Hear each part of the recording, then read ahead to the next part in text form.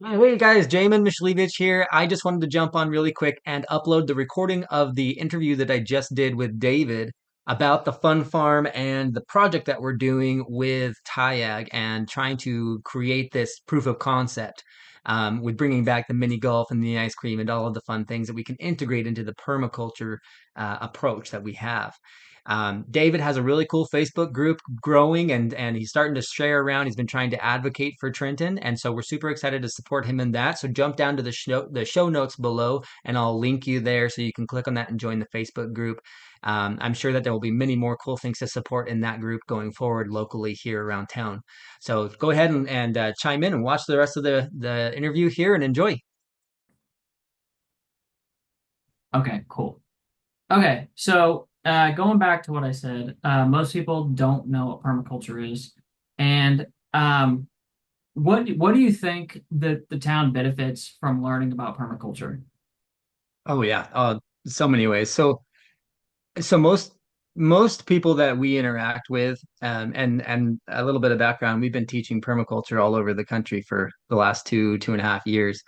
Um, Most people that we interact with never heard of that term before. It's fairly benign to most people, but it's not new. It was developed back in, if I remember right, it was the 1960s. I could be totally off on that, but it actually originated in Australia. Oh, wow. And when people hear that term, they think, oh, it's gardening. And so, we're just going to be like crazy weird gardeners and throw things in the forest and call it good, right? But it's not. Permaculture is actually a design science by which we are able to follow a set of ethics and principles to arrive at solutions. So you, for example, you said you're an engineer. Yes. Engineers make amazing permaculture designers, and one of our personal mentors is actually an engineer out of Canada. Um, and the reason I feel like all of this kind of culminates into benefiting Trenton is because of the way that we're approaching permaculture. So we approach permaculture from the lens of how can we look at what's existing today and how can we improve it, create sustainability, and then make it self-sufficient. Self-sufficiency is sort of the name of the game for us and what we're trying to do. If you look at Trenton, Trenton is just like any other location. Trenton is a community of people who rely on the systems around them to provide. We need imported food. We need imported electricity. We actually have a pretty good solar system in Trenton. Um, but all of these things that the typical society relies on, the society itself does not provide. Right. And so what we're doing with TIAG, the Independent American Gardener Program, is we're helping communities create what's called a circular economy, where all the things that we need to operate as a society are inside our society. So that should the means be there, we can actually have a surplus from our community rather than needing to have an import. Gotcha. So, are you saying that holistically the idea would be to support everyone in Trenton, or is this just going to be supplemental to what we already have? Oh yeah, yeah. So the goal is ultimately for what we're doing much bigger than we could probably cover in this. You'd have to watch all our YouTube videos and Right. the webinars we've been doing, right? Even just to teach you what permaculture is, we go through a 3-day course. It takes 72 hours just to get an understanding of it, because it's quite complex. It's kind of a big overarching umbrella.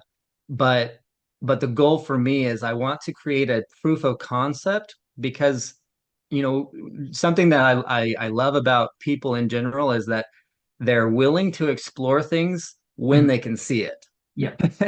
Most people, if they've never heard of it, they don't know what it is. It's like, okay, in one ear, out the other. Yep. But if they can see it, touch it, feel it, understand it, work with it, then it's eye-opening. And so that's what we want to do with the Fun Farm. We want to create this proof of concept that ultimately, in the end vision for us, will affect every single person in Trenton. Okay. Next question. So with that, having the small town mentality, unfortunately, a lot of people that are not from here kind of get pushed to the wayside. Have you found a way to break through that barrier? Have you been able to talk to any public leaders or anybody in public? Well, it depends on the context. So I like the small town mentality. I don't really want to see Trenton become a big major city. I think that would actually take away from a lot of the magic of Trenton. Yeah. Um, but I also like the ability of of independent communities that are working together that feel big. They feel big in their ambition and in their business and their networking, without the corporate. You know what I mean? Yeah. And so we have done a little bit of networking and talking around town, but most of our work for the last 5, 6 years has actually been all over the country, and we have not brought a lot of it home because, well, frankly, a lot of it wasn't ready to introduce to our homeland, and a big part of it too was that we didn't have the property. 2 years ago, we lost our acreage, and it could have put a rift in what we were trying to do because we closed on our house at the same time as our acreage fell out from under us. Dang. And so that's sort of the reason we went on the road so early. We were going to start with looking for a demonstration property first and then doing the tour. We ended up doing the tour first.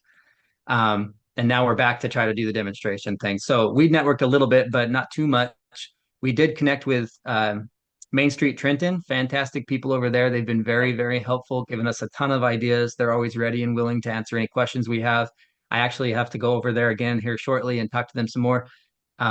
Here before long, we'll be submitting permits and approvals and plans and going through all the licensing and things with the city, but we haven't got to that point yet because we don't have a rock solid plan in place. Right. It's still kind of being molded.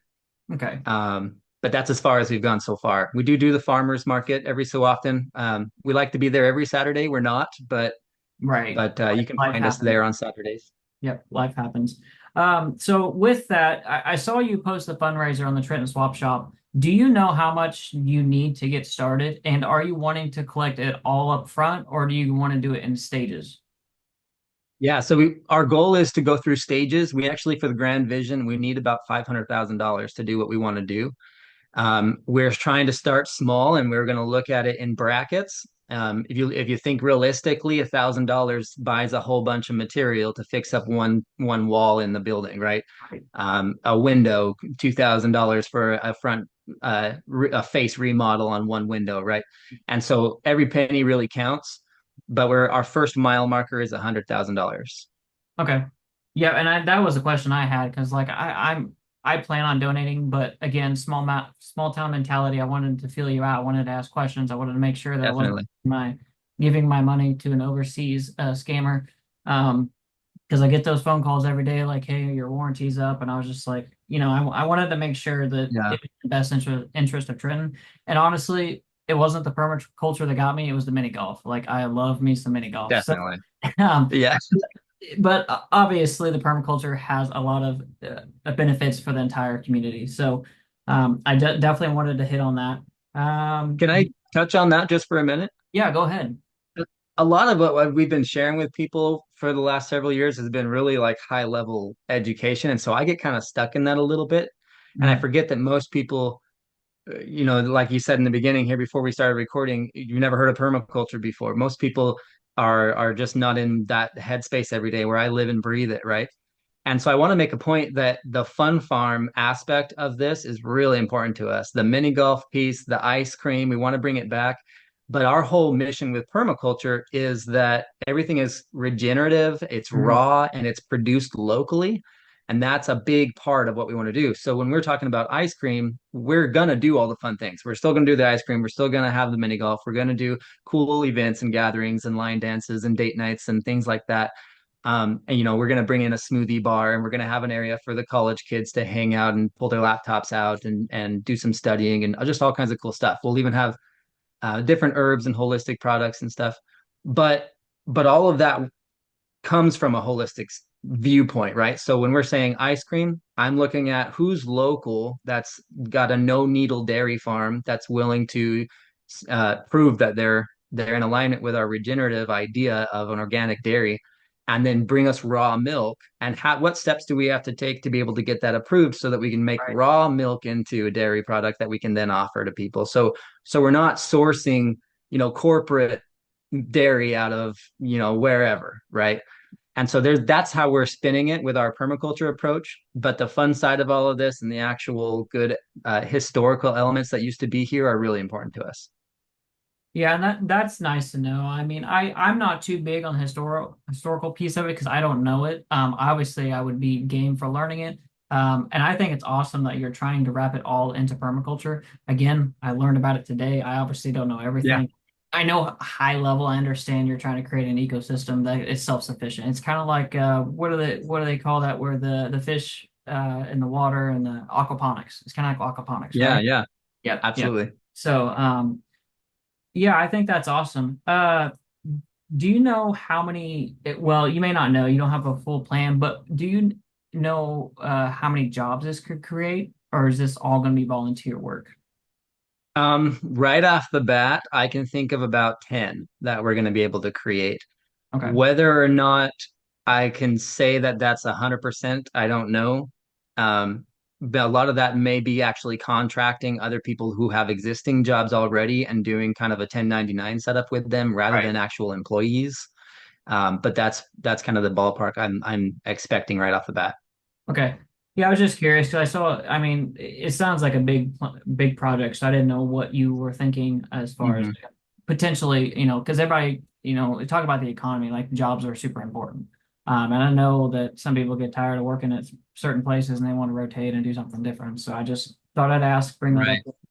Right. Um, this is Are, gonna, oh, go ahead. can I speak to that just for a minute too? Yeah, go ahead. Um, a big part of our movement with TIAG and is to support small family businesses. And so, I grew up in this sense where if I knew somebody that had a good, successful business, I knew I could go work for them and I'd get a paycheck. And I put my foot forward and put my shoulder to the wheel and I'll make some cash. Mhm. But I've always been very entrepreneurial, and because of that, I'm also very keenly aware of what it feels like to work for somebody else when you really want to be doing your own thing. And Yep. so we want to integrate that support system into what we're doing. That's why I said that a lot of this will probably be contracted and 1099 work, because we really want to make sure that we're supporting local businesses as a very critical element in actually producing our own business. Yeah, that's awesome. I mean, I have the entrepreneurial spirit too. I have two LLCs that I work on the side, so I completely understand wanting to work for yourself. So that's actually Yep. pretty cool. So I just have one more major question that I have written down here. So after this project is done, let's say you achieve all the goals, 1 through 4, I think is what's on your fundraiser. Are you sticking around town, or are you going to go spread this all Oh across the yeah. country? Yeah, so our grand vision is actually we want to do three more hubs. There's one potentially around Kingman, Arizona, then another one in South Carolina. There's some things that are brewing a little bit kind of in different places around the country, but our network is actually international. It goes up through Canada, and we've got a little bit of folks down in New Mexico and that have been following what we're doing. And so if we're able, I'm not saying that we're capable of this Right. right now. It's all just kind of fictitious, right? Mhm. But if we're able, the big ambitious vision is that we're going to be able to rally these people together and then find the right investors or fundraising, crowdfunding, whatever we got to do to duplicate this in other communities all around the country. Because that's really, I think, what America should have been in the first place is self-sufficient communities feeding themselves and being in charge of their own resources like food and water, and that's the core of everything we're trying to achieve is self-sufficient communities. So yeah, we'll absolutely be duplicating it. We live here. I mean, this is home. We're not going anywhere, Right. but the model will be duplicated. Okay. Yeah, I was just curious. I mean, I know that people are going to ask questions like that, so I wanted to bring them up. I think what you're trying to do is awesome. Even if, because you're going to get two types of people. You're going to get people that want just the fun. Well, probably three types of people. You want just the fun. You want the people that want the sustainability, and then you're going to have the people that want both. I Definitely. feel like I started off just wanting the fun, but now that I'm learning more about the permaculture, again, I don't know everything, but I'm learning. Uh, I think I just Yeah. froze, but now that I'm learning more, I think I'm gonna fall more in the middle, especially if I can start seeing it. I haven't been Yeah. out there. My wife thinks that she knows where it's at, but I haven't been out there. But I would love to come by and see it sometimes. What you guys have done, I know you said you cleaned it up a little bit, um, but Yeah, we still have a whole lot more work to do to get it ready to the point where we do some walkthroughs and videos and start showing people what's going on. Um, but our hope is we can actually go to the Grundy County Library right here, and we want to do an event up there in the stage room upstairs. And we've tried booking it a few different times in the past, but man, my schedule's just been crazy. I haven't pulled it off yet. But now that we're to the point where we're trying to spread a lot of awareness about what we're doing here, I've actually got a whole presentation prepared to inform people on what all this is. and break it all down. And we're really hoping we can fill the room up there. Awesome. I will be there. Just send me the invite as long as I'm in town. I travel a little bit with racing and stuff. But I think that's awesome. I that's all the questions I had. Um, it was awesome talking to you. If you need to jump, feel free to. If you want to add anything, I'm gonna Okay. upload this recording to Facebook. Just my page is small, but it's growing. I just need to share it more, and I haven't. So, um, Sure. but did you have Well, anything else let's to add? Yeah, I'll just add one more piece. I mean, I am a busy guy and I got my hands in a lot of different places, but we are very much family oriented. I mean, I'm just a dad. I run around a lot, do whatever I can. We have our own struggles. They're pretty big, right? Right. Um, but I'm reachable. So if there's something that somebody needs or a question that they might have, it's fairly simple to get a hold of us. You can, if you want to see a little bit more about the company and the nonprofit side of all of this as well, you can go to tiagcommunity.com, and Okay. that'll kind of tie you into a whole bunch of other things that we're doing. We're also on YouTube as the Independent American Gardener. You can find us there. We got a Facebook, we got an Instagram. My wife pulled out a TikTok to share a little bit more there.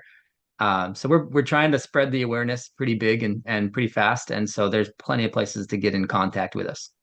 Okay. And I'll share that all in the post. I found your YouTube. I did not find the website, but I will check that out. But I will share this, and then we will I guess we can stop recording here. But I'll share this, and then we will maybe we can sync up whenever you have that event.